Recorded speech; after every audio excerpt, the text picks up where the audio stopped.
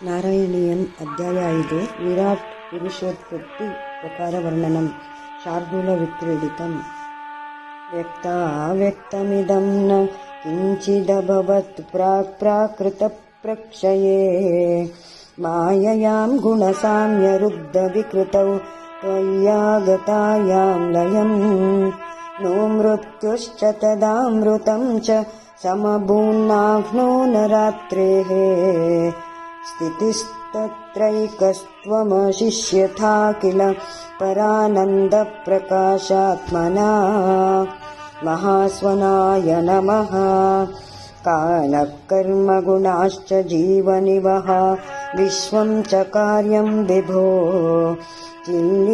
ಚಿಲ್ಲೀಲಾರತಿಮೇಯುಷಿ ತ್ವಯಿ ತದಾ ನಿರ್ಲೀನತಾ ಮಾಯಯುಃ ತೇಷಾಂ ನೈವ ವದಂತ್ಯಸತ್ವಮಯಿ ಭೋ ಶಕ್ತ್ಯಾತ್ಮನಾ ತಿಷ್ಠತಾಂ ನೋ ಚೇತ್ ಕಿಂ ಗಗನಪ್ರಸೂನ ಸದೃಶಾಂ ಭೂಯೋ ಭವೇತ್ ಸಂಭವಃ ಅನಾದಿನಿಧನಾಯ ನಮಃ ಏವಂ ಚ ದ್ವಿಪರಾರ್ಧಕಾಲವಿಗತಾ ವೀಕ್ಷಾಂ ಸಿಸೃಕ್ಷಾತ್ಮಿಕಾಂ ಬಿಭ್ರಾಣೇ ತ್ವಯಿ ಚುಕ್ಷುಭೇ ತ್ರಿಭುವನೀ ಭಾವಾಯ ಮಾಯಾ ಸ್ವಯಂ ಮಾಯಾತಃ ಖಲು ಕಾಲಶಕ್ತಿರಖಿಲಾ ದೃಷ್ಟಂ ಸ್ವಭಾವೋಪಿ ಚ ಪ್ರಾದುರ್ಭೂಯ ಗುಣಾನ್ ವಿಕಾಸ್ಯ ವಿದದುಸ್ತಸ್ಯಾಃ ಸಹಾಯಕ್ರಿಯಾಂ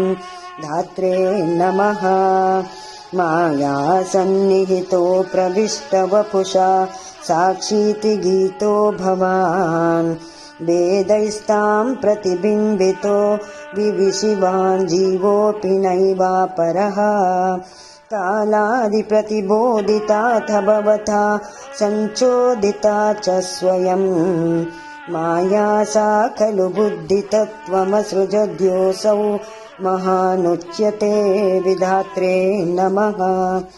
ತತ್ರಾಸೌ ತ್ರಿಗುಣಾತ್ಮಕೋऽಪಿ ಚ ಮಹಾನ್ ಸತ್ವಪ್ರಧಾನಃ ಸ್ವಯಂ ಜೀವೇಸ್ಮಿನ್ ಖಲು ನಿರ್ವಿಕಲ್ಪಮಹಮಿತ್ಯುದ್ಬೋಧ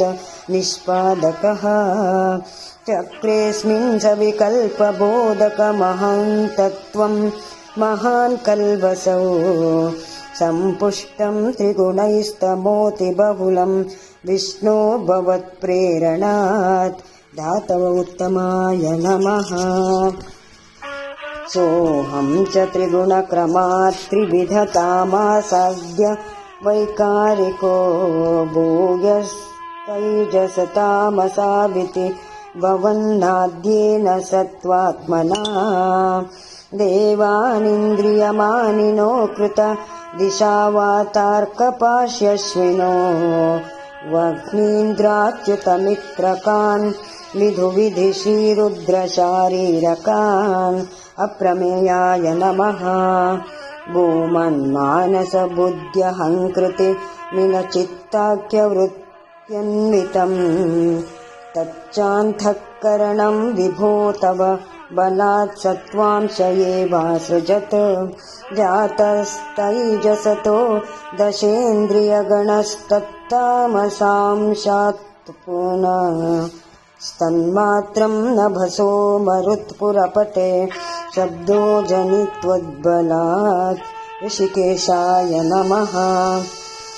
ಶಬ್ದಾದ್ವ್ಯೋಮ ತತಃ ಸಸರ್ಜಿತ ವಿಭೋ ಸ್ಪರ್ಶಂ ತತೋ ಮಾರುತಂ ತಸ್ಮಾದ್ರೂಪಮತೋ ಮಹೋತ ಚ ರಸಂ ತೋಯಂ ಚ ಗಂಧಂ ಮಹೀಂ ಏವಂ ಮಾಧವ ಪೂರ್ವಕಲನಾದಾದ್ಯಾದ್ಯ ಧರ್ಮಾನ್ವಿತಂ ಭೂತಗ್ರಾಮಮಿಮಂ ತ್ವಮೇವ ಭಗವನ್ ಪ್ರಾಕಾಶಯಸ್ತಾಮಸಾತ್ ಪದ್ಮನಾಭಾಯ ನಮಃ ಏತೆ ಭೂತಗಣಾಸ್ತತೇಂದ್ರಿಯಗಣಾ ದೇವಾಶ್ಚ ಜಾತಾ ಪೃಥಗ್ನೋ ಶೇಕುರ್ಭುವನಾಂಡನಿರ್ಮಿತಿವಿಧೌ ದೇವೈರಮೀಭಿಸ್ತದಾ ತ್ವಂ ನಾನಾವಿಧಸೂಕ್ತಿಭಿರ್ನುತ ಗುಣಸ್ತತ್ವಾನ್ಯಮೂನ್ಯಾವಿಶಂಶ್ಚೇಷ್ಟಾಶಕ್ತಿ ಮುದೀರ್ಯತಾ ನಿಘಟಯನ್ ಹೈರಣ್ಯಮಂಡಂ ಯದಾಹ अमरप्रभवे नमः। अण्डं तत्खलु पूर्वसृष्ट सलीलेतिष्ठत्सहस्रं समाः निर्विन्दन्न कृताश्चतुर्दश जगद्रूपं विराडाह्वयम् साहस्रैकरपादमूर्धनिभहैर्निःशेषजीवात्मको